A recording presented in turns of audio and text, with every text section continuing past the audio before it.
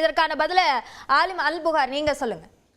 அதாவது நாம் கடுமையாக டைவர்ட் ஆகி முக்கியமான இங்கே பேசப்பட வேண்டிய விஷயத்தை விட்டு தவறிவிட்டோம்னு நினைக்கிறேன். அதாவது இதில் இம்யூனிட்டின்னு சொன்னால் அது அந்த பாயிண்ட்டை முடிக்கிறதா இருந்தால் சிஎம்ஸ் எல்லாம் ஈஸியாக அரெஸ்ட் ஆகும்போது கவர்னர்கள் மீது நடவடிக்கை எடுக்கப்படுவதே இங்கே எட்டாக்கணியாக இருக்கிறது.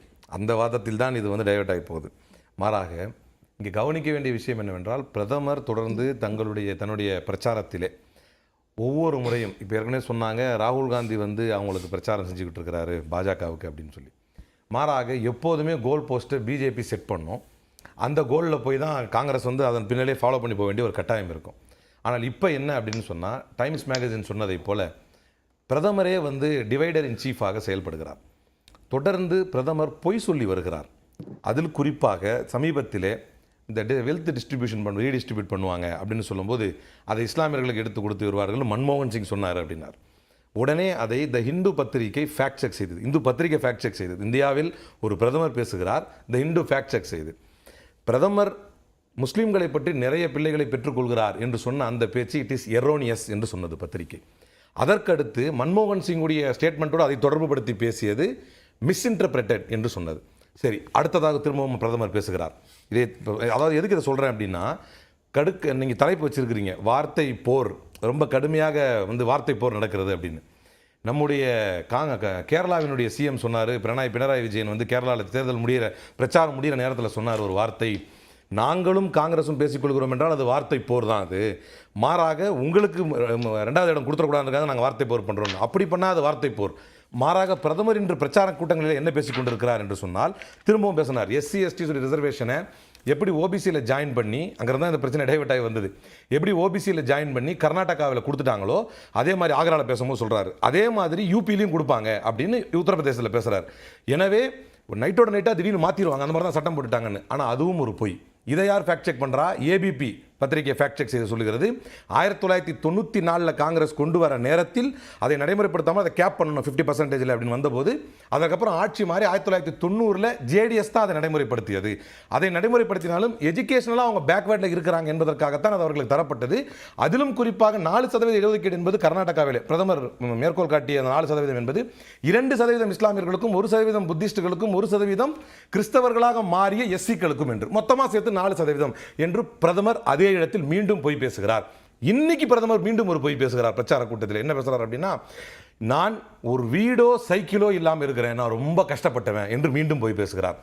வீடோ சைக்கிளோ இல்லை என்று இவர் சொல்கிறார். 2019 அஃபிடவிட், பிரதமருடைய அஃபிடவிட்டில் காந்தி நகரில் எனக்கு 1,10,00,000 ரூபாய்க்கு வீடு இருக்குது என்று தன்னுடைய அஃபிடவிட்டிலேயே இப்படியே பேசி வைத்திருக்கிறார். இதில் குறிப்பாக நீங்கள் கேட்டீங்க பார்த்தீங்களா ஒரு கேள்வி அவரிடத்துல, யாரை பற்றி சொல்கிறார் பிரதமர் அப்படின்னு. ஒரு முக்கியமான தலைவர் தேர்தலில் நிற்கிறதுக்கு பயப்படுறாரு அப்படின்னு சொல்லி, அவர் எப்போதும் மரியாதைக்குரிய தலைவர் சோனியா காந்தி பெயரையும் பயன்படுத்த மாட்டார். எப்போதும் மரியாதைக்குரிய இந்த இந்தியாவின் தலை சிறந்த அரசியல்வாதியாக திகழக்கூடிய எங்கள் தலைவர் இளந்தலைவர் ராகுல் காந்தி பெயரையும் பயன்படுத்த மாட்டார். சோனியா காந்தி பெயரை சொல்லும்போது ஒரு பெரிய தலைவர் அப்படின்றவர், ராகுல் காந்தி பெயரை சொல்லும்போது இளவரசர்னு சொல்லுவார், யுவராஜ் அப்படின்னு சொல்லுவார். இந்த ஜூன் 4 தேர்தல் முடிவு வரதான் போகிறது. அப்போதும் அவர் மீண்டும் ராகுல் காந்தி பேரை சொல்ல மாட்டார். அப்புறம் என்ன சொல்லுவார்னா, மரியாதைக்குரிய பிரதமர் என்று சொல்லுவார். அப்போது ராகுல் காந்தியை நரேந்திர மோடி பிரதமர் என்று சொல்லுவார். நல்ல ஜோக்குனா உங்களுடைய பிழைப்பே சிரிப்பாக ஒரு டிவைடர் இன் சீஃபாக பிரதமர் செயல்பட்டுக் கொண்டிருக்கிறார். பிரதமருடைய பேச்சுக்களை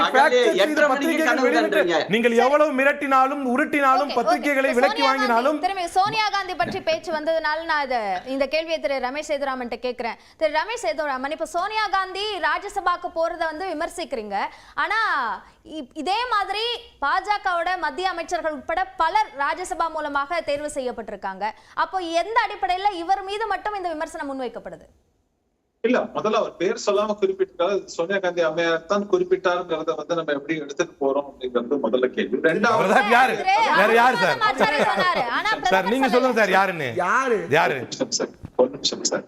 அப்படியே இருந்தாலும் கூட அவங்க எடுத்துட்டு போற கான்செப்ட்ல நீங்க வச்சீங்கன்னாக்க என்ன சொல்ல போறாங்க, இருக்கட்டும், அதுக்கு தான் ஆசீர்வாதம் அவர்கள் சொன்னாரு, அந்த அம்மாக்கு பெனிஃபிட் ஆஃப் டவுட் கொடுக்குறேன், அவங்க உடனே அந்த கர்ட்டசி கூட பிரதமருக்கு இல்லையே சார், அவருக்கு இருக்கிற கர்ட்டசி பிரதமருக்கு இல்ல. அவங்க பை சார் இருங்க, அவரே மேடம் ஒரே ஒரு ஏன் மேடம் உங்களை பொறுத்த வரைக்கும் பிரதமர் யார சொல்றேன். இல்ல அவர் என்ன சொல்றாருன்னா டரோ மத்துன்னு ஒருத்தர் சொல்றாரு, பிரதமர் சொல்றாரு, டரோ மத்துன்னு ஒருத்தர் சொல்றாரு, யாரையும் பார்த்து பயப்படாதீங்கன்னு சொல்றாரு. ஆனால் அவர் குடும்பம் பயப்படுகிறது. ராகுல் காந்தி தானே சொல்ற டரோ மத்துன்னு பிரச்சாரம் யுவராஜ் செய்யறாரு, சரி, அவருடைய பெரிய தலைவர் போறாரு. அதான் அவர்ட்ட கேக்குறேன். அமேத்தின்றோம் ரேபரேலின்றோம், ஏன் அவங்க இத்தனை ஆண்டுகளாக அதுக்கு வந்து சகோதரர் ஒரு விளக்கம் வேற புது விளக்கம் எல்லாம் கொடுத்தாரு. நாங்க வந்து உண்மையிலேயே பார்க்க தான் போறீங்க. நம்ம வந்து இவங்களை ஸ்மிருதி இரானியை தோற்கடிக்கிறதுக்கு ராகுல் காந்தி தேவைதான். இன்னும் சொல்ல போனா ராகுல் காந்தி நியாயப்படி எந்த மாதிரியான தொகுதியில நிக்கணும்? மோடிக்கு அதுக்கு ஈக்குவலான ஒரு ஸ்டேச்சரான ஒரு தலைவர் நீங்க சொன்னீங்கன்னா அவர் மோடி நிக்கக்கூடிய தொகுதியில நிக்கணும். சார் மோடி வந்து நிக்க சொல்லுங்க சார் வயநாட்டுல.